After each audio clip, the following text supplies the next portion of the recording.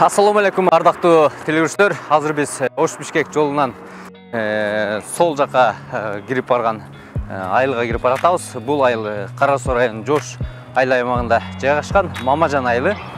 Мен айылым көрсөтүүсүндө бүгүн ушул айылдын бир күндүк жашоо турмушун силерге чагылдырып бергенге аракет кылабыз. Биз менен бирге болуңуздар. Кызыктын баары алдыда.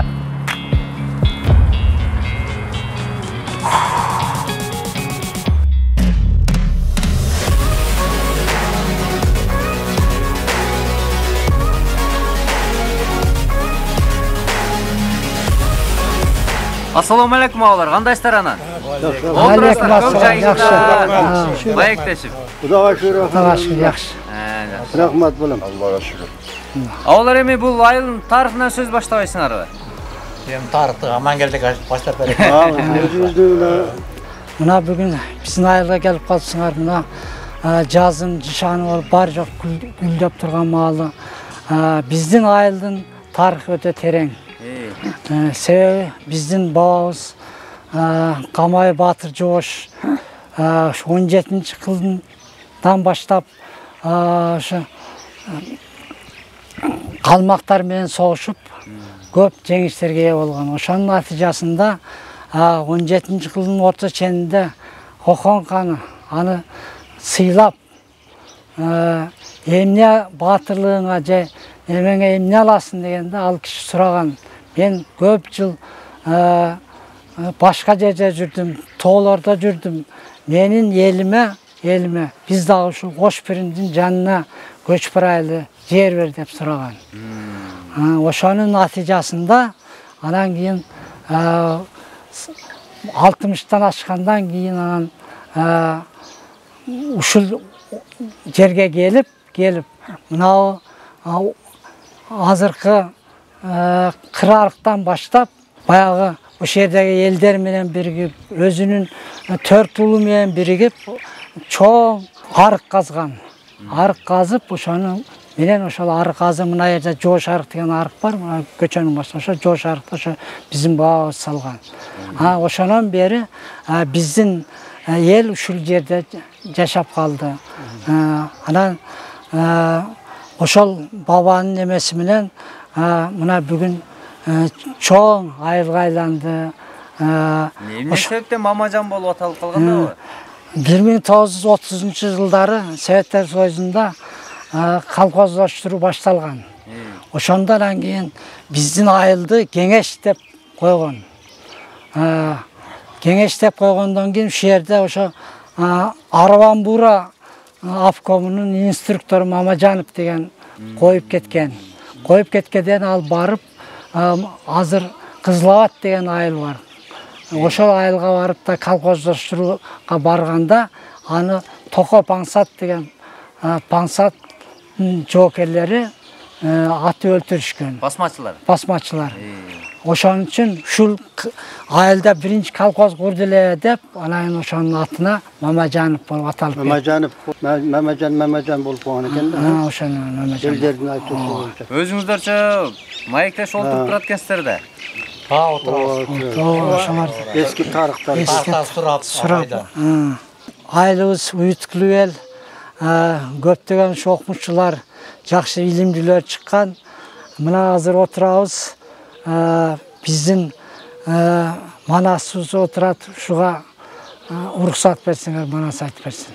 Эми мына биздин аксакалдар айткандай, биздин элибизде ушундай таланттуулардын арасынан чыккан экен. Айтып бер деди, ушинтип чогулуп отуруп турабыз. Анча-мынча Манас айтып берип турам. Азыр дайым суранып калды.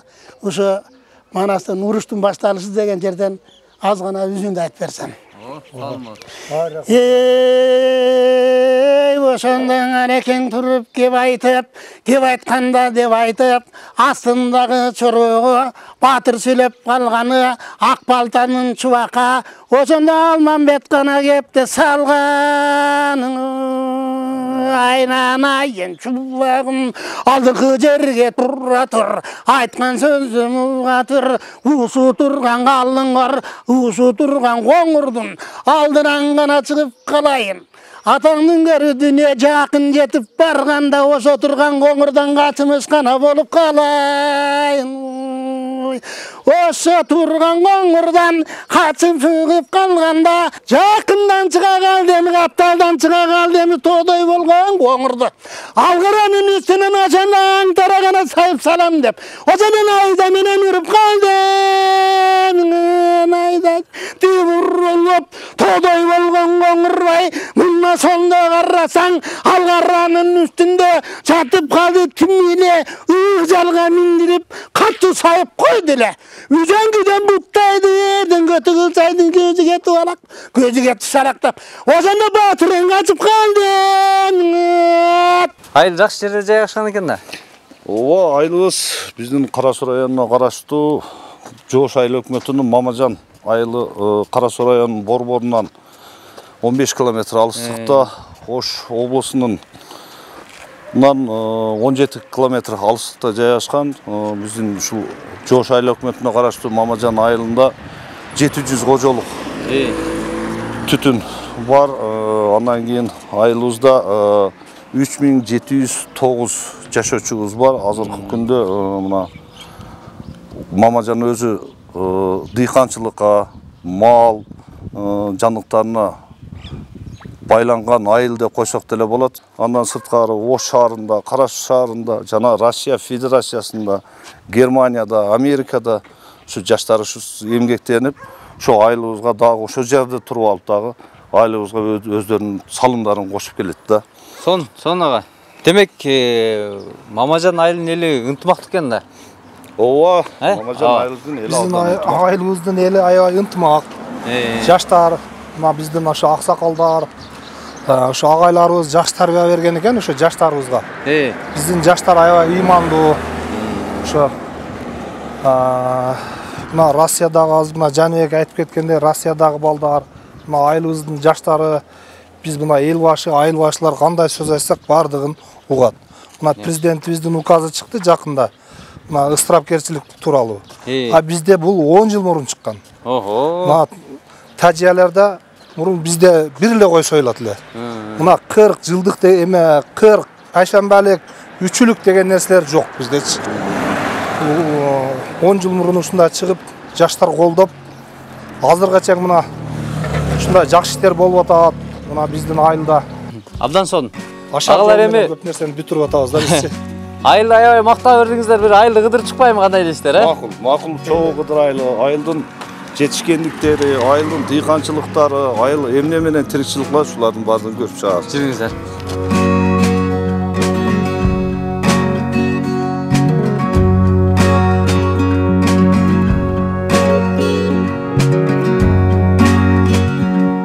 Кыргыздын бооз үйүн жыгачтан даярдайт экенсиз да? Ошо буну илгертен ата бабалар боз үйдө жүргөн эме өзү мен жыгач уста элем. Бул эми жыгач талдан жасалат да? Талдан да. Талды эми отун эле кылып атышат дей.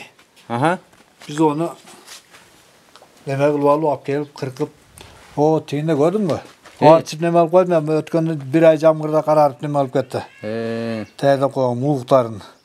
Мына арткы немелерди жоонурактарын тилип кереге саздагам ону. Нолардыбы? Аркысына тийилип тургандарды. Ана столдун үстүндө турат. Ошолор. Анан муну азыр жайлоо чыксаңга 1-2 үй саза беришим керек эле. Ошону саздап атам. Эми орозодо сеген ушу көлөгөдө отуруп алып. Сырдап атат экенсиз да? Сырдап коёюн деп. Өзүңүз эле катыра бересиз? Өзүм, байбичем бар. Кызым бар, келиним бар. Оларды арстам. Маны колго алыш кылат алар. Жакшы турбайбы? Муналарды сырдаш керек экен, Бул жагда сырдаш керек. Ошондо бир боз үй канча убакта даяр болот? Өз жалгыз адамга дады эле 1 айлык иш. 1 айдан ам көп иш. Анан кийин жардамчылар болсо тез эле болот. Жардамчы жакшы келгенчи бала болсо жашыраак көздү колунан сал бир кийин бала болсо тез эле жасса болгудай. Мен балдарга ушу үйрөтөйүн деп олорго да кичине муну сатып pul kılıp görsetmesem balдар үйрөнбөйт чамасы. Мага ол интерес болбой атат. Просто ушуну боз үйдө үйрөнүп калсын деп жасап коюп атам эми. Ава келиңиз, мен сизге жардам берейин. Өзүңүз жардамчым жок деп атасыз. Бир аз жардам берип кетейин. Жардамбы? Жүрөндө жардам болсо, мына жерде мен азыр салкында кылайын деп аттым эле. Мына суга салып койгон керегенелер бар. Канча жардам бересиң болупту? Бир күн качка жардам берейинби? Майлы болсун. Мынаны онага салыш керек мына жерге. Мынагабы? Бу жерде ичине суу куюп коюп, мына жерде от жагам. Немелерди отундарды салып коюп эле. 15 тажын бир салчы ананын үстүнө. 15-инби? 15-ин бир салсам.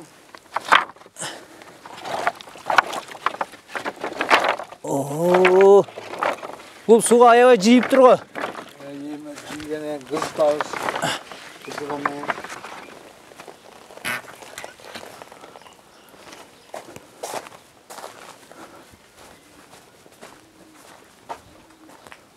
Ушундай сала беремби?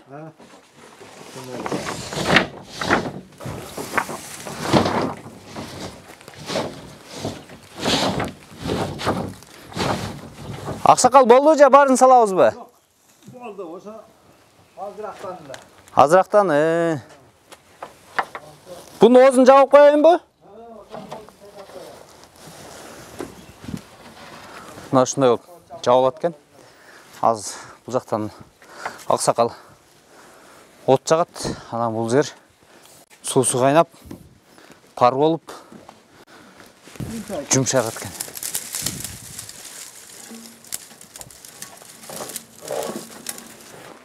Жерге эле от окшойм, же үстүнө кое берейинби? Жерге кошсак болот. Ооба. Эмелерди алың. Оларданбы? Болторун алып болот. Ортого кириң дагы. Ошол жерден баштайбериң. Кана. Ошондой. Өткөрүп.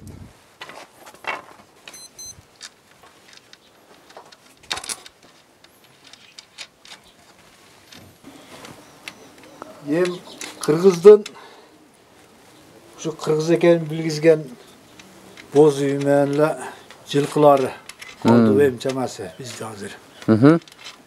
Ошодон жайлоого чыгып боз үй турбаса кыргызга. Кыргыз экенин боюнча билинбей калдым да.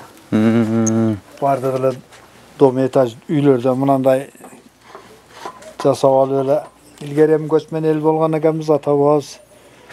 Анан бул боз үйдүн касиети ысык болот экен.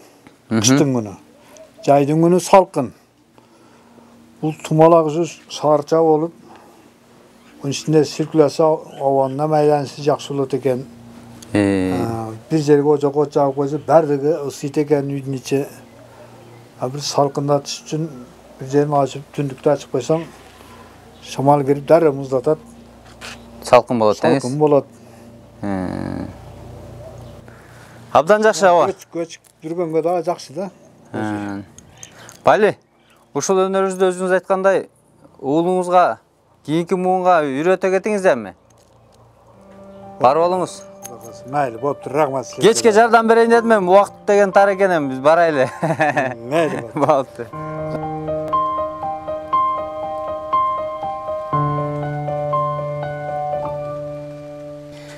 Казыбек, куш келипсиң.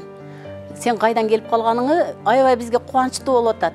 Себеби бүгүн биз бул жерде ушундай жакшынакай болуп отурганыбыздын себеби талаада жумуштарды аткарып келип, кичине көңүл ачалы деп биринчиден ошондой мааниде топтолдук эле. Экинчиден биздин айылда бир мареке бар эле. Дайым ошондой марекелерге бизди чакырып турушат эле да. Силерди келериңерди билген. Майрамдар болуп турат экен да. Тез-тезден. Биз ишти да кылабыз, мына көңүл ачканды да билебиз да. Биздин өзүбүздүн айылда, мына айыл жери болгондон кийин дайым эле мүмкүнчүлүгүбүз боло бербейт, шаарга барып, драма театрларга барып, эс алып келүүгө. Анан ошол максатта биз өзүбүзгө ушундай маанай түзгөнбүз. 4 группа бар. 4 группада 30 айыл иштейт. 30 айылдын бардыгы эле бирдей эле ушуну иш кылышпайт. Бир группабыз өсүмдүктөр, жашылчалар менен иштешет. Уже алардын азыр көчөттөрү сеңселип, парниктерде турушат. Анан помидорлор, бадырыңдар менен иштейт да. Базарда биздин Мамажандын помидор менен бадырың алдында. Эрте чыгышат, кечкисин чыгарат. Экинчи группабыз болсо мына чеберчилик менен иштейт. Бул бир группабыз. Бүгүн бир атайын ана совхоздун чоң маданият үйүнүн музыкантын чакырганбыз. Кече 2 күндөн бери чакырабыз да. Кел эле кел, бизге ушундай музыка тартып берсең жакшыраак ырдайбыз деп. Мына даярданып ырдайбыз. Эми оерге барыш үчүн дагы жакшыраак барышыбыз керек да. Мына ошол. Эми бизге алигинде чоң цехке жаңы үлгүдөгү машиналар болсо дагы укмуш жасамакпыз да. Эми алар кымбат экен, ушу кол өнөрчүлүктө ушундай эле эски эле машина менен эле жакшына эле жасап атабыз. Үй шартында, анан заказ ушунча көп, мына турган көрпө төшөктөр ошолор, алиги базарлардан же башка жактан алыш үчүн алар кымбат турат. Биз арзаныраак жасайбыз. Сен жакшы эле келген турбайсыңбы? Силерди чакырып да кала албайбыз, балам. Жакшы келипсиң. Эми биздин дагы бир чеберибиз бар. Уус чебер, мынашы. Сатыбалдиева Света. Мен Эргешова Канпаша айтып берсин. Бул токуйт, ушундай башкача неме өнөрлөрдү жасайт да мыналарды. Өнөрлөрдү каяктан үйрөнүп алдыңыз анан? Мурун эле студент маалында эле окуучулук мезгилде эле токуганды билчелем. Анан кийин жылдан жыл өтүп эле өнөрлөрүм күчөй берди. Анан мектепте өзү 38 жыл мектепте иштедим, орус тил мугалими болуп, өзүм Ысык көлдүн кызы боломун. Ушул айылга келгениме 50 жыл болду. Анан пенсияга чыккандан кийин эле интернет деген бар азыр. Ошол интернеттерден караймын. Бирөөлөр неметкендерин, тиккендерин караймын. Ошо өзүмдүн фантазияларым. Ошентип эле чеберчиликке өтүп кеттим. Азыр ушу пенсияга чыккандан бери ушу чеберчилик менен заниматься этип атам. Жаштардын кызыгуусу кандай ушуга? Жаштардын кызыгуусу бар. Бир жылдары 1-2 жыл окуучуларды үйгө алып келип үйрөттүм чеберчиликке.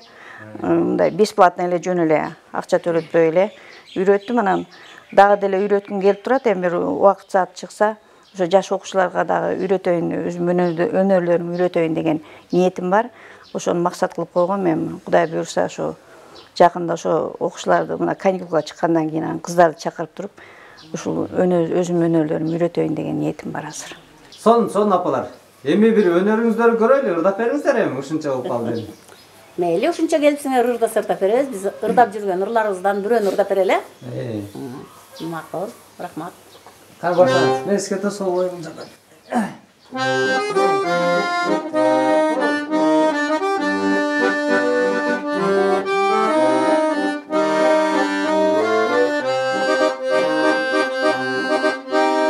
Бажырайган жайдын күнүндө баргансызбы ошкор эр жолу,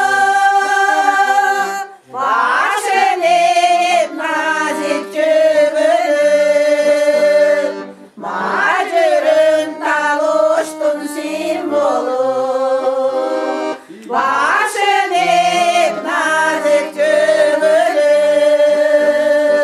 мажырын талоштун символу.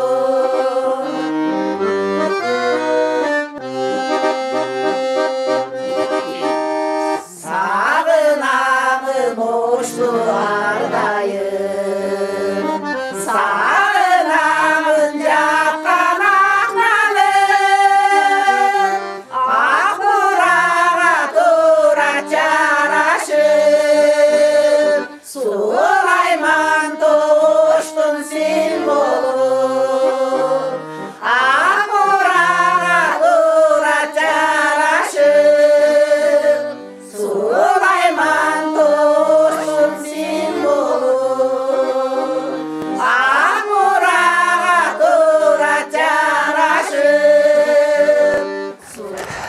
Жаратылышы Коос Мамажан айылында жүрөбүз. Азыр бул жерде айылдыктардын демилгеси менен салынган спорт комплекс бар экен. Кирип таанышып көрөбүз. Балким балдар машыгып аткандыр. Тадан. Охо, сон.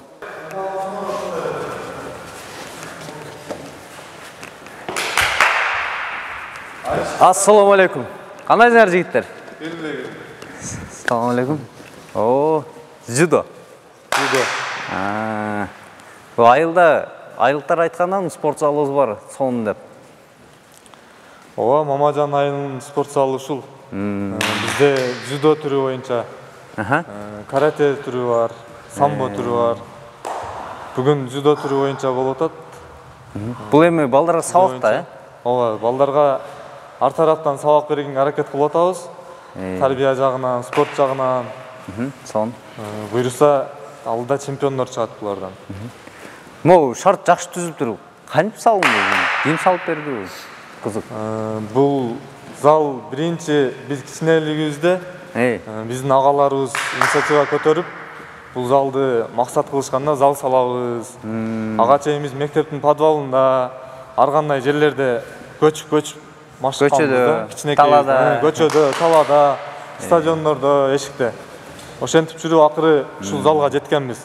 Агаларыбыздын ошо талыкпай баягындай жардам болду да, биздин агаларыбыз чуркапчы. Анан акыры ошо өзүбүздүн агаларыбыз көмөк көрсөтүп, ошол бүтүп калган да ушул залыбыз. Ошолордун демилгеси менен болуптур да? Демилгеси менен болду. Айылдын эли деген, Эли өзүбүздүн. Азыр булар канча жаштагы балдар ушунда? 14-15. Бизде залга 7 жаштан баштап чектөө жок. 7 жашка чейин. Келе беришет баардыгы. Зал ачык, Мамажан эли үчүн ар дайым ачык биздин зал. Балдардын бүгүнкү ушу бир эле ушу дзюдо спортуна кызыгуусу кандай болуп атат? Азыр дзюдо спорту өнүгүп атат Кыргызстанда. Ошого байланыштуу бизде дагы Мамажан элинде дагы биздин балдарыбыз жакшы өсүп келатат. Турнирлерге барышат, Ош, Бишкек, бул жагы бизге жакын Өзбекстан, Андижан областы, жакын жерлерге барып, балдар өсүп атат. Ийгиликтер буйруса бар. Дагы алдыда чоң-чоң ийгиликтерге жетебиз деген максаттарыбыз бар. Мен мисалга келтирейин, мен өзүм эле дүйнөлүк чемпионаттарга чыккам, азиялык чемпионаттарга чыккам, Кыргыз Республикасынын чемпионатын уткамын. Ошол бизден башталды десем болот да. Анан булар агасын көрүп ийне өсөт дегендей, булар дагы биз аракет кылып атабыз өстүргөнгө. Буйруса, булардан дагы менден дагы олимпиадага чейин бара турган чемпиондор чыгат да, буйруса. Максаттарыбыз жакшы. Чоң. Үмүтүбүз чоң. Мамажан айылдан башталат дейт го, аламга жол. Мен угушумча бул жерде тренер катары өзүңүз бекер үйрөтөт экенсиз, Эми азырынча Мамажан элине ошо жардам болуп калсын. Бош болгон маалда мен келип атайын колуман келген жардам көрсөтөм. Мамажан эли үчүн, Мамажан жаштары үчүн өссүн элибиз. Ушу даяр зал турат, колдонушубуз керек ушу залдан. Буйруса чемпиондор чыгат бизден. Анда өзүңүздүн ошо сөзүңүзгө ылайык бир балдардын бир көрбөйлүбү, спорттук бир даражасын деп коебу? Көрөлү. Кана? Өзүңүз дзюдо түрүндө ыкмалар көп. Азыр бул балдар көрсөткөнчө, бул бросок через спину деп коет. Жаммаш көрсөт, жаммаш. Передний көрсөт. Охо. Булар эми күндүгө келишеби? Булар күндүгө келишет. Кээде гана ошо мен жумуштарым чыгып алып, иштерим чыгып калганда, мен өзүм айтам буларга. Өз алдынча. Өз алдынча кылып турушат. Мен келбеген убакта деле булар өз алдынча кыла беришет. Тартип баары жайында.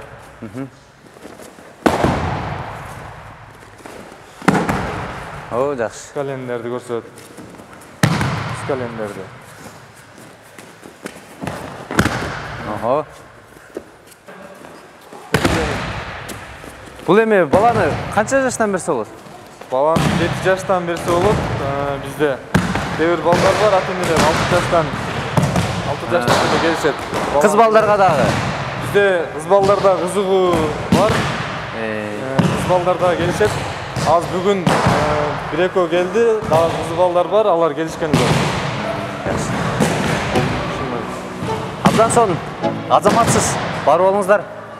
Айылдын спортун көтөрө бериңиздер. Жанагы өлкөнү дүйнөгө тааныткан бул маданият менен спорт дейт. Бул спорт жаатын сиздер аркалай бериңиздер. Биз да барайлы бир айылды кыдырып чыгайлы. Сиздерге да рахмат чоң. Келип ушинтип. Сиздин машыгыңызга тоскоол болбойлу. Рахмат. Болуп турмайлы.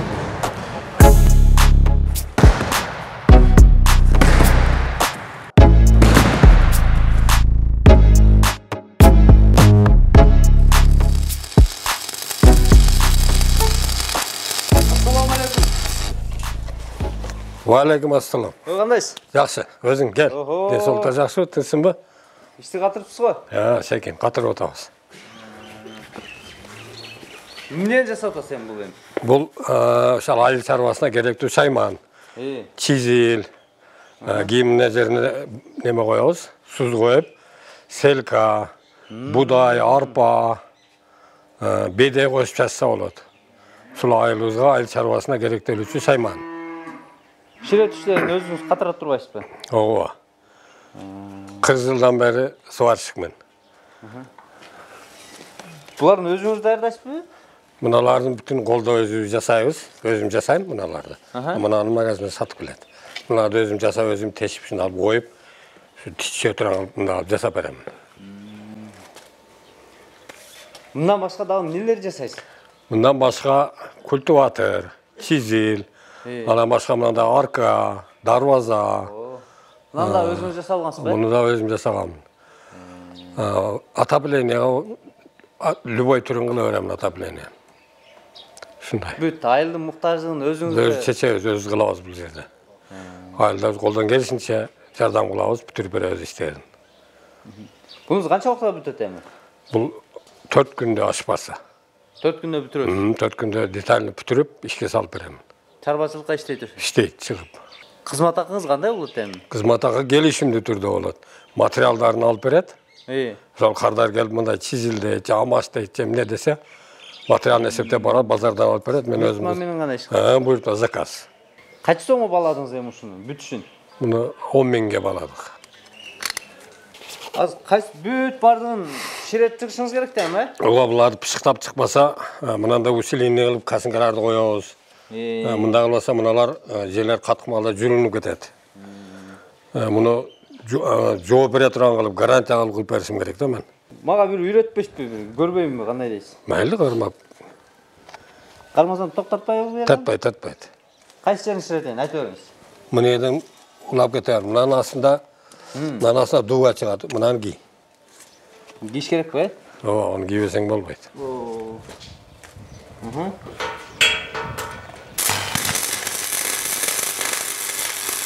Сенде бар экен да чымын.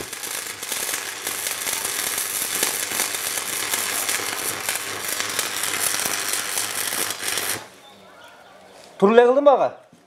Жок, сен тез кетип калып атасың. Тез кетип. Ос, немен мына стыкты көрүп атам, эмне дейсиң ба? Стыкты көрүп атасыңбы? Стык менен мынаны али жипти кет го. Ошондо мында алып кетиш керек мындан дагы. Мына өткөрүп, мына өткөрүп, мына да электродду алыстатпаган, алыстаган сайын дуга чоңоюп, темир зым көбөйүп кетет. Канча жакындасаң мынандай тегиз куят. Ушундай дейби? Шашпай кет, шашпай. Өзү немеңе көрүнүп атабы? Көрүнүп атат бир аз.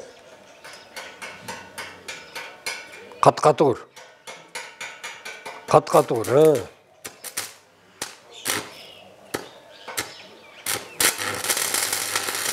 Şaşmaya git, şaşmaya.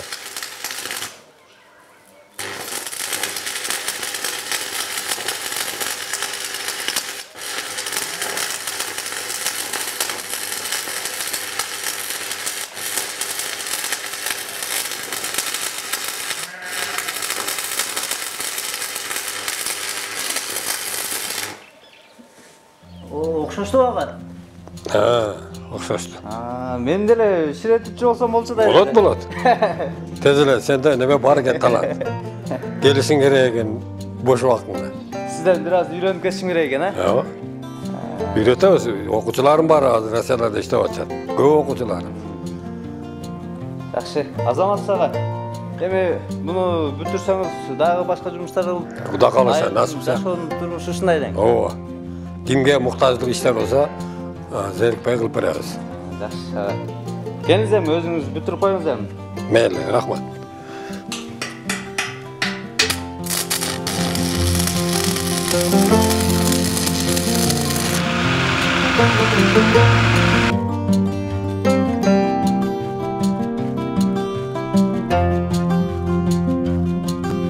Абайым быйыл буйрса гилестин мөмөсү мол экен да. Жакшы, быйыл Кудай берип күндүн дагы мынандай ысык болуп турганы, как раз мына черешнелер пышкан учурда, неме гүлдөгөн учурда жаан чачында болбой, дыйканды сүйнө турган учур болуп турат. Түшүм мол болот деп турабыз, Кудай кааласа. Эми бул эми өзүңүздүн чакан чарбачылыгыңыз экен да. Бул эми баягы биздин бир туугандарымдын өзүбүз 8 бир тууганбыз. Баарыбыздын баягы үлүштөрүбүздү топтоп туруп эле ушундай бир бак тигейли. Ошо бак боюнча иш кылайлы деп макулдашып алып туруп эле баарыбыз топтоп туруп мындай тарап ажырап кетпестен бак кылып койгонбуз. Бир эле бак кылганбыз. Канча түп бар эми бул жолдо? Бул жерде 540 түп бар, чоң түптөн. Анан эми азыркы неменин илимдий баягы негиздерге таянып, кичине окудук, дагы ичат эттик, түрктөр менен мамлекетиндеги болуп аткан иштер, жаңылыктар менен салыштырып туруп, дагы 540 түп ортолугуна кичинекей кардия деген сорт эккенбиз. Бул кардия деген сорт биздин мына местный валовой сортторубузга апылитель болот. Ошол максатта чаңдаштырып турат. Анан эми баягы мүмкүн болушу ушу гүлдүн бардыгын мөмөгө жеткиргенге аракет кылыш керек да кийинки пландар. Ошондо түшүм мол болот. Түшүм мол болот, Кудай кааласа. Мына как раз Туркиядан алып келинген баягы кымбат $4 көчөттөр мына. Өзү сапаты жакшы экен да мына койгон деле мына неме мүшүрлөр чыга баштады. Өсө баштады. Эми азыр бул кичине обработка кылабыз. Мына жерде 70 сантиметрлик аралыкта буларды кыркып, андан кийин койсо болору, эми башталат кыркууну мен немен боюнча. Мына тажрыйба боюнча. Ба көпчүлүгү жанагы февраль айында кар кеткиче кыш керек дейт. Сиздин жакшы суроо бердиңиз. Көбүнчө мен дыйкандарга дагы эми ушундай талашып келем да. Черешняны эрте жазда кыркканда дарак күчтүн жетишинче шактап эле мындай өсүп кете берет. Черешняны качан түшүм алып туруп, түшүмдү тергенден кийин, мисалы июнь айынын 10-дорунда түшүм теребиз, мен июндун 15-теринде обрезканы баштайм. Ошондо баягы шак мынандай бутакка кетпестен, мынандай мөмөгө айдайт. Мөмө үчүн күрөшөт полностью. Анан кийин оору сыркоо дагы болбойт. Баягы күн алып салат экен станда, Жок, ал жерде мына дагы коебуз, мисалы. Аралык коебуз. Мына ал жерден как раз ушунчалык аралык коюп туруп бул жактан кетсек, бул жерде уже өсүштүн ордуна мөмө байлашка аракет кылат. Ошон үчүн мына бардык шакта мөмөнүн аракет болгон да. Шактарга аракет болгон. Анан кийин оору илдет азыраак болот. Эрте жазда обрезка кылганда баягы жаан чачын болот дагы, ол учурда ушундай илдет көп жугуп калат да. Бул жерде ошол Ташкенттин баягы Илим Изилдөө институтундагы атайын материалдар менен таанышып туруп, мен азыр дыйкандарга көбүнчө кеңеш берип келемин да. Бул жака үндүшкаларды да жайып коюшсузбу? Ооба, бул жерде баягы өзү неме боюнча, статистика боюнча астындагы чөптөрдү тазалаш үчүн 500ге чейин тоок багыш керек экен да. Тоок, индук, каз, өрдөк дегендерди. Биз как раз мына жердеги территория мына 3 гектардан аз жер болгондуктан кечеги жылы 2,5 миң ушундай индук алып келдим базар коргондо. 2,5 миң индук алып келип туруп, анан кийин бул тез эле жетилет экен, чөп кеңири, жем бердик, кыш ичи сатылды. 2000ден ашыгы сатылды дагы, азыр 220 мындай жеткенде туй турганы корозу болуп туруп 220. Булар өнүктүрүү багытында. Азыр мисалы 17 индук басып жатат, уже күндө 1-2 басып атат. Азыр эми бул мына бул кара индуктар, булар өзүбүздүн эле местный индуктар. Немеден базар коргондо ушул жакшы сорттору бар экен, ошону алып келгенбиз. Ал эми бул жактагы тетиги турган ак индуктарды бул Өзбекстандын Атай өнүктүрүп аткан баягындай фабрикасынан алып келдик. Бишес деген таанымал 27 килограммга чейин эт бере турган сорт экен. Андан кийин эми бул жерде мындай да. Мен айтайын деген, негизи айтайын деген ушул мен ушу балдарым бардыгын Россияга башкага кетиштен канчалык суранса да калып каламын да. Ушул жерде бар иш, ушул жерде эмгекти кылсак болот деп туруп. Азыр мына иштерди уюштуруп алып туруп, уже бизге күч жетишпей атат кайрадан.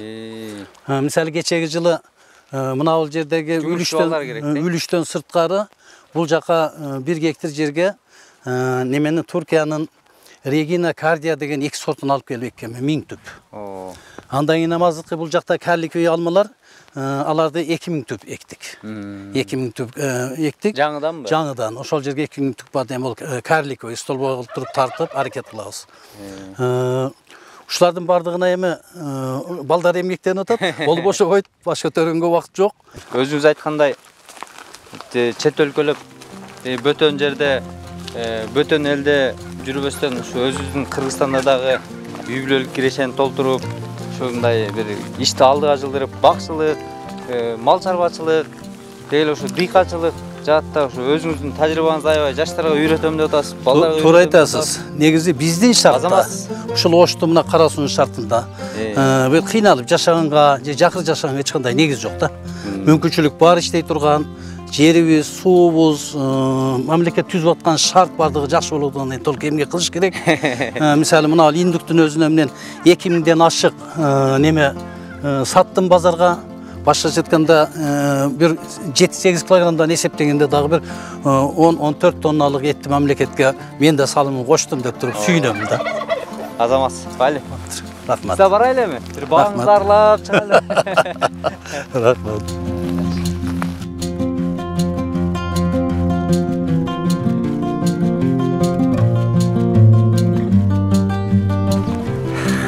Мынакей достор, Мамажан айылына болгон бир күндүк сапарыбыз соңуна келип жетти. Чындыгында бул айылдан үлгү алчу жактары аябай көп экен.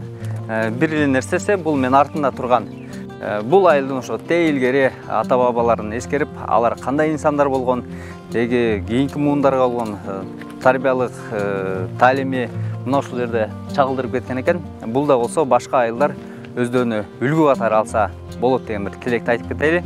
Эмнедейсиз? Кийинки эфирден көрүшкөнчө аман болуңуздар. Менин айылым көрсөтүүсү өз айылыңызды менин айылым көрсөтүүсүнөн көргүңүздөр келсе, экран алдындагы номерлерге байланышыңыздар. Аман болуңуздар.